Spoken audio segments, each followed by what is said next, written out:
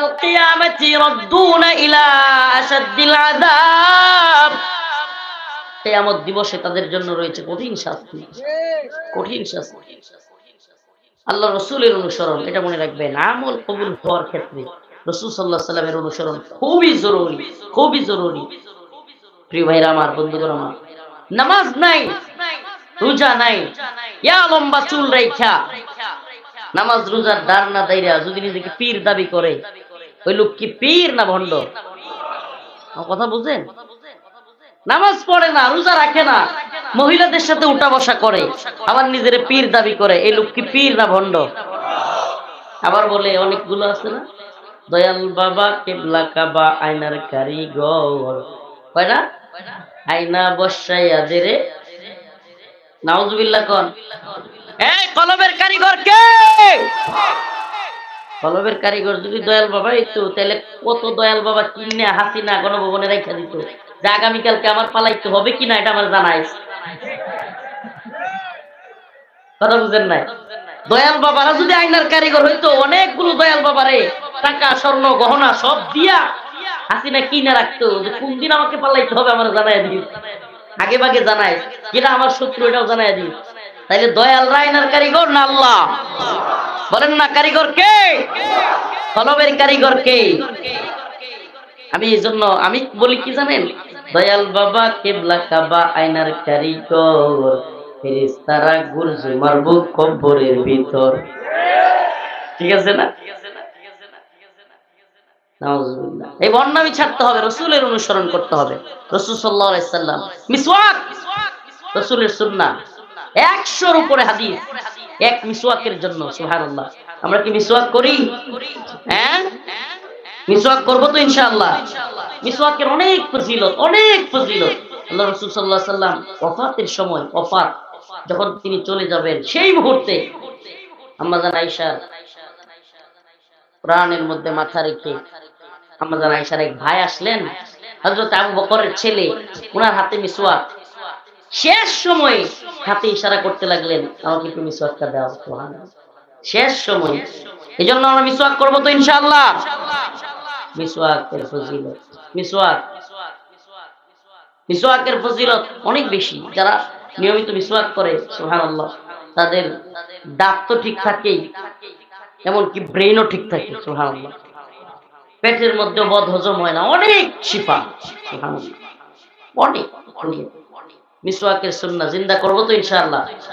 আজকে ছাত্রদেরকে 4 জন ছাত্রকে পাগড়ি দেওয়া হলো, এটাও আরেক সুন্নাহ, পাগড়ির সুন্নাহ। রাসূলুল্লাহ সাল্লাল্লাহু আলাইহি ওয়াসাল্লাম পাগড়ি পরতেন। সুন্নাহগুলো জিন্দা করা, বিদআতগুলোকে মেরে ফেলা। হায় হায়, কুল্লু বিদআতিন দালালা। বিদআত হলো পথভ্রষ্টতা। আল্লাহ রাসূল যেটা বলেছেন সেটা করব, হাদিসের মধ্যে যেটা এসেছে সেটা করব, কোরআনে যেটা বলেছে সেটা করব। রাসূলের সুন্নতকে অনুসরণ না করে অযথায় বিদআতকে প্রমোট করা, পুরো জাতি ধ্বংস হয়ে যাওয়ার জন্য এতটুকুই যথেষ্ট। আমরা কি বিদআত অনুসরণ করব নাকি সুন্নাহ?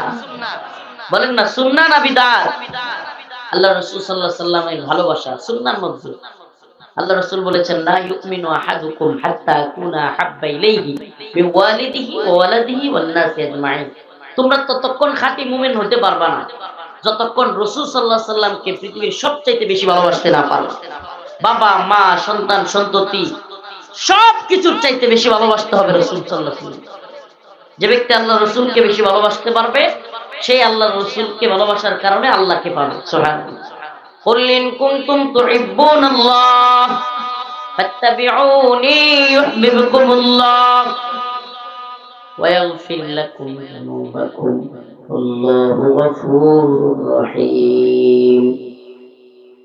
আল্লাহ রাব্বুল আলামিন বলেন, যে ব্যক্তি রাসূলকে অনুসরণ করবে সে আল্লাহকে পেয়ে যাবে, যে ব্যক্তি আল্লাহকে পেয়ে যাবে, ইউহিব্বুকুমুল্লাহ ওয়া ইয়াগফির লাকুম যুনুবাকুম, আল্লাহ পাক তার গুনাহগুলোকে maaf করে দিবেন। যে ব্যক্তি রাসূলের অনুসরণ করবে সেই ব্যক্তি আল্লাহকে ভালোবাসতে পারবে। যেই ব্যক্তি আল্লাহকে ভালোবাসবে ইউহিব্বুকুমুল্লাহ, আল্লাহ তাদেরকে ভালোবাসবেন। ওয়া ইয়াগফির লাকুম যুনুবাকুম, আল্লাহ পাক তাদেরকে আমলগুলোকে, তাদের গুনাহগুলোকে maaf করে দিবেন। আল্লাহু গফুরুর রহিম। কারণ আল্লাহ তাআলা অত্যন্ত দয়ালু, ক্ষমাশীল। আমরা সেই আল্লাহর গোলামি করি, একমাত্র দয়াশীল ক্ষমাশীল আল্লাহর গোলামি করি। কার? চিৎকার দিয়ে বলেন কার? ভারতের গোলামি করি আমরা। হ্যাঁ, ভারত কামান বিমানের যুদ্ধের ভয় দেখাইলে আমরা ভয় পাইয়া পালায়া যাব। হ্যাঁ, ভারতকে বলবো ঠিক আছে হাসিনারই পাঠাইয়া দেন, আপনার ঘরে ভয় পায়, হাসিনারই পাঠান তাও ভালো, বাচ্চা থাকতে চাই, গোলামি কইরা বলবো আমরা? হ্যাঁ, আমরা গোলামির জিন্দেগিতে আবদ্ধ হব না। যদি দিল্লি বারবার হুমকি দিতে চাই, আমরা বলি এই বাংলার মুসলমানেরা পৃথিবীর কোন পরাশক্তিকে পরোয়া করে না, আমরা একমাত্র আল্লাহকেই পরোয়া করি। আমরা কাকে ভয় করি? দিল্লি হুমকি দেয় আমাদের সিলেট, চট্টগ্রাম, ঢাকা, কুমিল্লা, বিভিন্ন জায়গার নাম নিয়ে নিয়ে দখল করে ফেলবে। আমরাও বলি মুসলমান একমাত্র আল্লাহকে ভয় করে, আমরা একমাত্র আল্লাহর গোলামি করি। দিল্লিকে বলি যদি দখল করতে আসো, ইতিহাস স্মরণ করে দিতে চাই, মুহাম্মদ বিন কাসিমের ইতিহাস, সুলতান মাহমুদ গজনবীর ইতিহাস। আমাদের আকাবিররা ভারতবর্ষ হিন্দুত্ববাদীদের হাত থেকে দখল করেছিল। যদি প্রয়োজন হয় আবারও মুসলিম উম্মার যুবকদেরকে নিয়ে আমরা ভারতকে মুসলমানদের অধীনস্থ করব, দখল করব ইনশাআল্লাহ।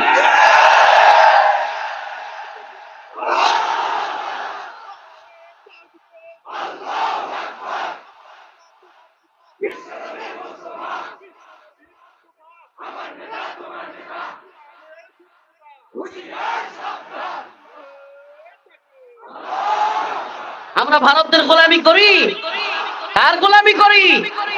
আপনারা কি ভারতের হুমকি ধমকিতে ভয় পান?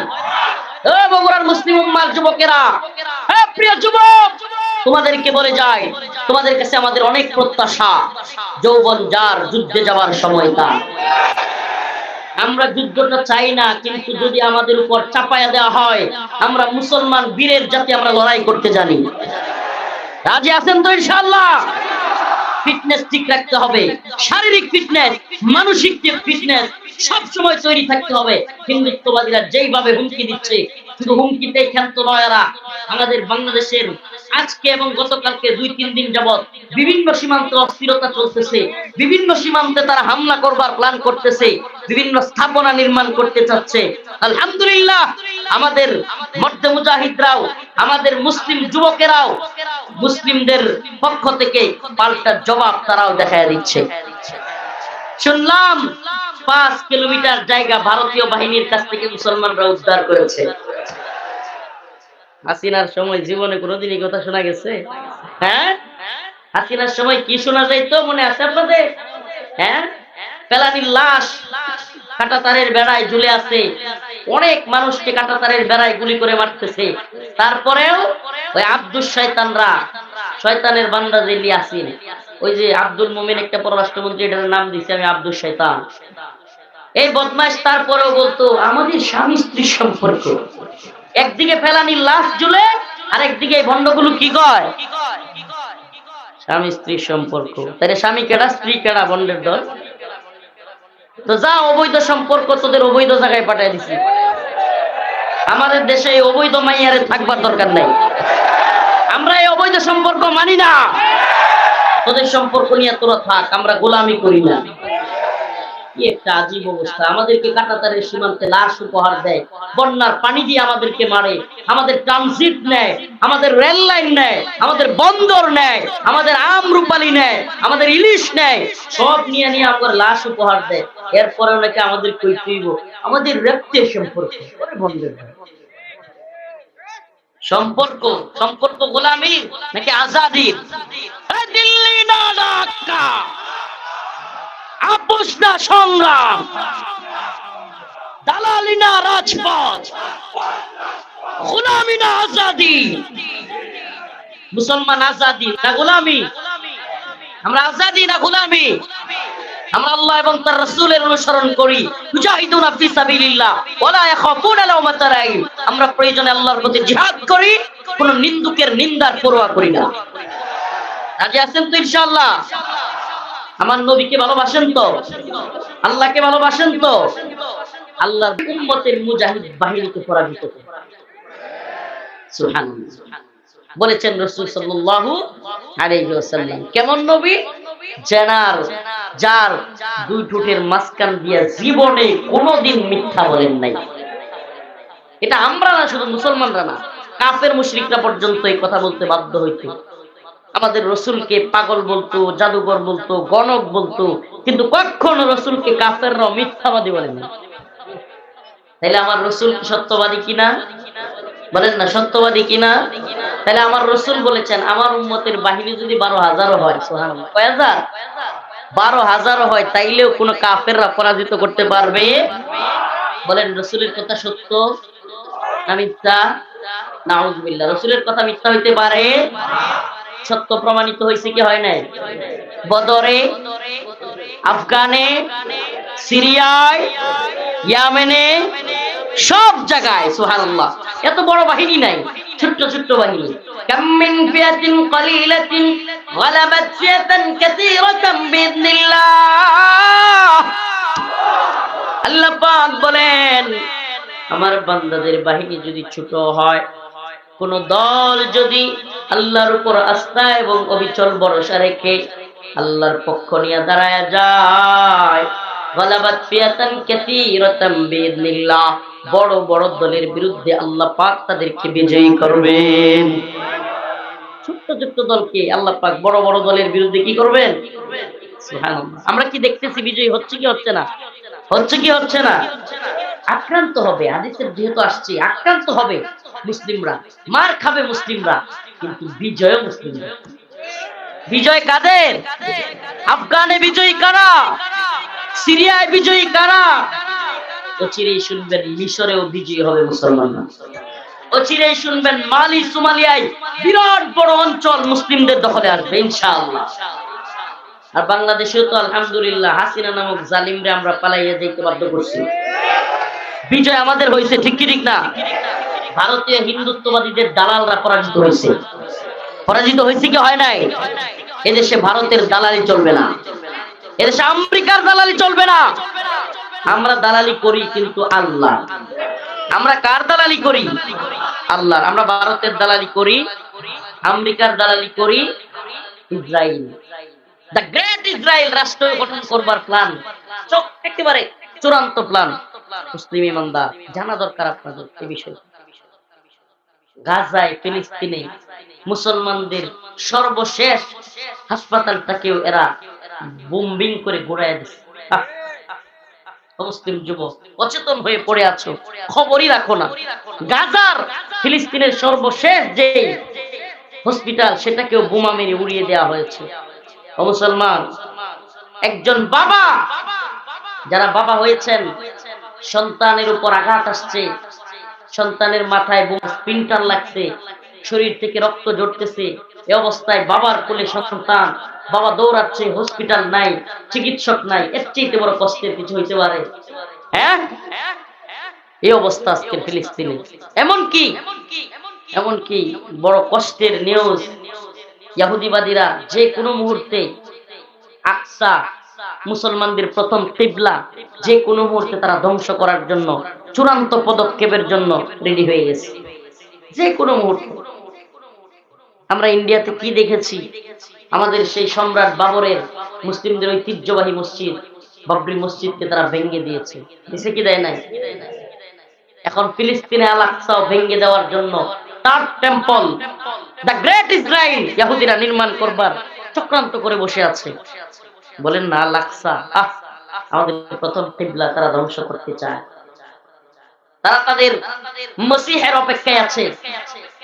মসিহ আসবে, তারা বিশ্ব শাসন করবে। সেই মসিহের নাম হলো দাজ্জাল। একদিকে ইহুদিবাদীরা দ্য গ্রেট ইসরায়েল রাষ্ট্র গঠন করতে চায়, আর একদিকে হিন্দুত্ববাদীরা অখণ্ড ভারত। হিন্দুত্ববাদীরা কি কায়েম করতে চায়? অখণ্ড ভারত। সেটা কি জানেই না অনেকে। বাংলাদেশ, পাকিস্তান, নেপাল, ভুটান, শ্রীলঙ্কা, মালদ্বীপ কিংবা আফগানিস্তানের কিছু অংশ, এই সবগুলোকে দখল করে তারা অখণ্ড ভারত একটা রাষ্ট্র তৈরি করতে চায়, যেই রাষ্ট্রে রাম রাজত্ব কায়েম করবে, নাউজুবিল্লাহ, এবং সেটাকে শাসন করবে হিন্দুত্ববাদীরা। ও মুসলমান বগুড়ার যুবকেরা, তোমাদের কাছে আমি জানতে চাই, একদিকে ইহুদিরা দা গ্রেট ইসরায়েল রাষ্ট্র নির্মাণ করতে চায়, আরেকদিকে হিন্দুত্ববাদীরা অখণ্ড ভারত নির্মাণ করতে চায়, এবং তারা মুসলমানদেরকে পদদলিত করতে চায়, মুসলমানদেরকে নির্যাতন করতে চায়। আমার জানতে চাওয়া, তোমরা কি অখণ্ড ভারত কিংবা দা গ্রেট ইসরায়েলের অধীনস্থ থেকে দাসত্বের জিন্দেগি গ্রহণ করতে চাও? হ্যাঁ, আমরা কি পৃথিবীতে আসছি দাস হইতে? আরে মুসলিমরা দাস হইতে পারে না, মুসলিমরা স্বাধীন। আন্নাল আরদ ওয়ারিসুহা ইবাদিয়াস সালিহুন, আল্লাহ বলেছেন এই জমিনের মালিক আমি, আর আমার এই জমিন উত্তরাধিকার সূত্রে ইবাদিয়াস সালিহুন নেককার বান্দাদেরকে আমি দিয়ে দিলাম। জমিনের মালিক কে? এখন ওয়ারিস সূত্রে আল্লাহ পাক কাদেরকে দিবেন? মুমিনদেরকে। সুবহানাল্লাহ। তাইলে পুরো পৃথিবীর বর্তমান ওয়ারিস সূত্রে মালিক কে? কইতেও ভয় লাগে না? আরে আমেরিকার মতো super power, Israel, Bharat, Russia, চীন, এতগুলোর মধ্যে আমরা কমু আমাদের পৃথিবী। ও মুসলমান, কবির ভাষায় বলতে চাই, আসসিনু লানা ওয়াল আরাবু লানা ওয়াল হিন্দু লানা ওয়াল কুল্লু লানা, সব মুসলমানদের। ওই চীন আমাদের, ভারত আমাদের, আরব আমাদের, রাশিয়া আমাদের। আমাদের ছিল মুসলমানরাই শাসন করবে, কেননা কোরআনের শাসনই হলো ইনসাফের শাসন। ইহুদিদের শাসন ইনসাফের শাসন, হিন্দুদের শাসন ইনসাফের শাসন। যদি মুসলমানরা শাসন করে, পৃথিবীর অন্য ধর্মাবলম্বীরাও শান্তিতে থাকবে, সুখে থাকবে। ন্যায়, ইনসাফ, শান্তি, কামিয়াবি তখনই আসবে যখন গোটা পৃথিবী কোরআনের শাসন কায়েম হবে। পৃথিবীতে কোরআনের শাসন কায়েম হোক, চান কি চান না? চান কি চান না? এই তন্ত্র মন্ত্রের জাহালতের শাসন চান নাকি কোরআনের শাসন চান? বলেন না, কোন শাসন চান? সমাধান চাও যদি জীবনে মরণে, ফিরে যাও খুঁজে নাও, চোখ রাখো কোরআনে। সমাধান সমাধান চাও যদি জীবনে মরণে, খুঁজে নাও, ফিরে চাও, চোখ রাখো কোরআনে। তবেই পাবে সুখ শান্তির ঠিকানা, তবেই পাবে সুখ শান্তির ঠিকানা, যদি মেনে নাও তুমি মনে প্রাণে। সমাধান সমাধান চাও যদি জীবনে মরণে, খুঁজে নাও, ফিরে যাও, চোখ রাখো কোরআনে। ঘরে বলো কিংবা রাস্তে বলো, ঘরে বলো কিংবা রাস্তে বলো, অশান্তি দূর করে শান্তি আনে। সমাধান সমাধান চাও যদি জীবনে মরণে, ফিরে যাও, খুঁজে নাও, চোখ রাখো কোরআনে। রাজি আছেন তো ইনশাআল্লাহ? আমরা কোরআন চাই। আমরা কি চাই? আল্লাহর জমিনে আল্লাহর শাসন। কোনটা? এই স্লোগান হবে, আল্লাহর জমিনে আল্লাহর আইন, বাস্তবায়ন পর্যায়ে আইন। পারবেন তো? আমি বলবো আল্লাহর জমিনে আল্লাহর আইন, আপনারা বলবেন বাস্তবায়ন পর্যায়ে আইন। পারবেন তো? আল্লাহর জমিনে আল্লাহর আইন হয় না? দেই শয়তানের আইন চান? ইমান থাকবো? আব্রাহাম লিঙ্কনের আইন চান নাকি কোরআনের আইন? আল্লাহর জমিনে আল্লাহর আইন। বগুড়ার মানুষ কোথায় গেছে? বাস্তবায়ন পর্যায়ে। আরেকটু সহজ করব, আরো সহজ। ইম্মা শরিয়া ও ইম্মা শাহাদা, হয়তো শরীয়ত নয়তো শাহাদাত। আমি বলবো হয়তো শরীয়ত, আপনারা বলবেন নয়তো শাহাদাত। এটা বলবেন, হয়তো শরীয়ত, হয়তো শরীয়ত। আরবি পারবেন নাকি? আমরা বলবো ইম্মা শরিয়া, আপনারা বলবেন ইম্মা শাহাদা। ইম্মা শরিয়া, মাশাআল্লাহ, ইম্মা শরিয়া, হয়তো শরীয়ত, হয়তো শরীয়ত, নয়তো শাহাদাত। আল্লাহর জমিনে আল্লাহর আইন বাস্তবায়ন ফরজে আইন, এটা মুখস্থ করা দরকার। আল্লাহর জমিনে আল্লাহর আইন বাস্তবায়ন ফরজে আইন, আল্লাহর জমিনে আল্লাহর আইন বাস্তবায়ন ফরজে আইন। এই দালালি না রাজপথ, আপোষ না সংগ্রাম, গোলামি না আজাদি, দিল্লি না ঢাকা। মাশাআল্লাহ, চেতনা আছে একটু। এই চেতনা ইমানের চেতনা। এই চেতনা গাঞ্জা খাওয়ার চেতনা না, শেখ মুজিবের গাঞ্জা খাওয়ার চেতনা। গাঞ্জার কলকি যার মুখে থাকতো হের আবার চেতনা। এ বাঙালি চেতনা, শেখ মুজিবের চেতনা, মুক্তিযুদ্ধের চেতনা, অনেক চেতনার ট্যাবলেট হাসিনা 16 বছর বিক্রি করছে। এই চেতনার ট্যাবলেটের ব্যবসা বন্ধ, তোর দোকান বন্ধ কর। চেতনার ব্যবসা বন্ধ, এবার চলবে ইমানের চেতনা। কিসের চেতনা? রাসূলের চেতনা, দ্বীনের চেতনা, কোরআনের চেতনা। তাকবীর, তাকবীর। কোরআন সুন্নাহ যেখানে,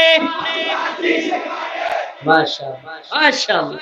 কুল ইন কুনতুম তুহিব্বুনাল্লাহ ফাত্তাবিউনি ইউহিব্বুকুমুল্লাহ ওয়া ইয়াগফির লাকুম যুনুবাকুম ওয়াল্লাহু গফুরুর রহিম। অনেকগুলো একটা ঘুম দিছে, দিয়া কই কিশোর মানুষ কিয়ামত শুরু হয়ে গেল। অনেকগুলো অনেক লোকেরা চেহারার মধ্যে ঘুম, হঠাৎ করে চিৎকার শুনে রাখছে, কিরে কি অবস্থা? এটা ঘটনা শুনছিলাম হুজুরের কাছ থেকে। কালেকশন চলতেছে মাঠের মধ্যে। হুজুর দীর্ঘক্ষণ কথা বইলা, আপনাদের মধ্যে কে আছেন যে এই মাদ্রাসার জন্য 20,000 টাকা দিবেন? অনেকক্ষণ কইতেছে কেউ নাই, কেউ নাই, কেউ নাই। হঠাৎ করে এক লোক দাঁড়াইছে, সবাই তাকবীর দিয়েছে, লিল্লাহি তাকবীর। হ্যাঁ হুজুর আমার পছন্দ করছে। বেচারা উঠছে ঘুম থেকে হঠাৎ করে ইস্তিনজার জন্য, কিন্তু হুজুরে ভাবছে যে কি 20,000 টাকা।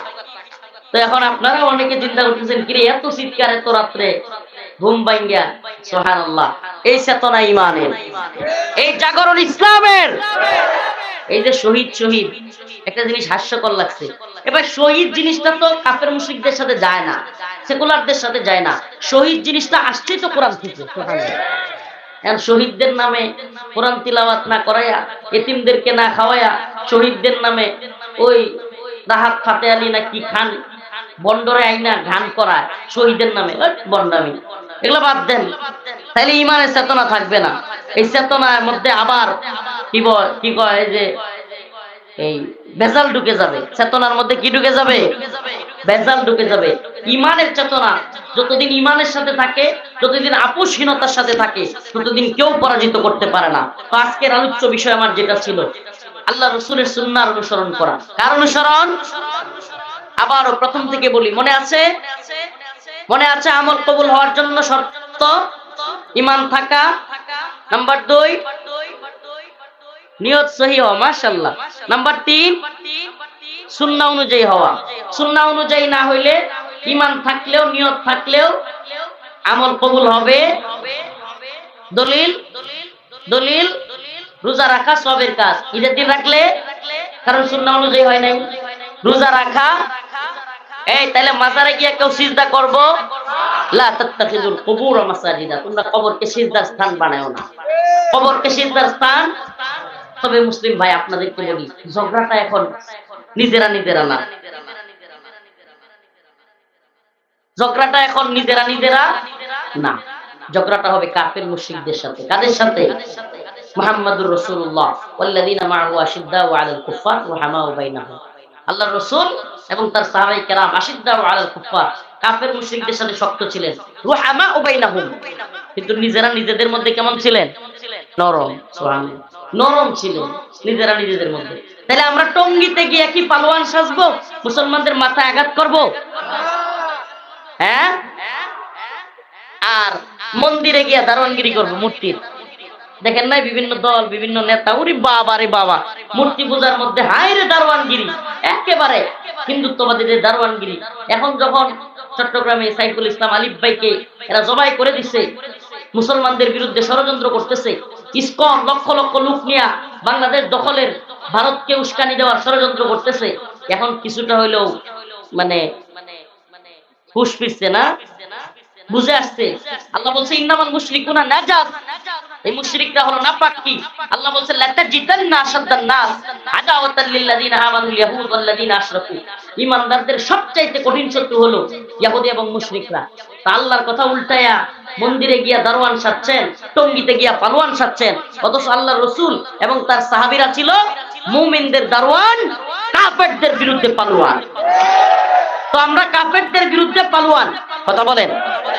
ভারতের বিরুদ্ধে কি দেখেন না, একটা ছবি খুব ভাইরাল হইছে, চাচা মিয়া সরিষা ক্ষেতের মধ্যে বিজিবির পিছন দিয়ে গিয়া রামদা লয়ে বই রইছে। মাশাআল্লাহ, পারক বা না পারক খুব দুইটা দিবে। সুবহানাল্লাহ। তৈরি আছেন তো ইনশাআল্লাহ? প্রয়োজনে ডাক আসলে সেনাবাহিনীর সাথে হাতে হাত রেখে হিন্দুত্ববাদীদের বিরুদ্ধে আমরা ইনশাআল্লাহ বিজয়ের জন্য জিহাদ করব। রাজি আছেন? দলাদলি নাই, নেতার শায়েখগিরি পীরগিরি নাই, সবাই কাঁধে কাঁধ মিলাইতে হবে, দলাদলি বাদ দিতে হবে।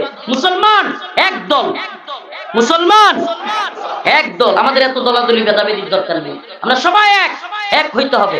দলাদলি কইরা ক্ষমতার বাগবাটোয়ারা, চাঁদাবাজি, টেন্ডারবাজি, লুটতরাজ, এগুলো থেকে আল্লাহ পাক আমাদেরকে হেফাজত করুক। এগুলো করা যাবে? সুন্নাহকে অনুসরণ করা, বিদআতকে, খারাপ কাজগুলোকে ছেড়ে দেওয়া। আল্লাহ পাক আমাদের সবাইকে তৌফিক দান করুন, বলেন আমিন। কি কষ্ট, কি পরিমাণে যে কষ্ট যাচ্ছে।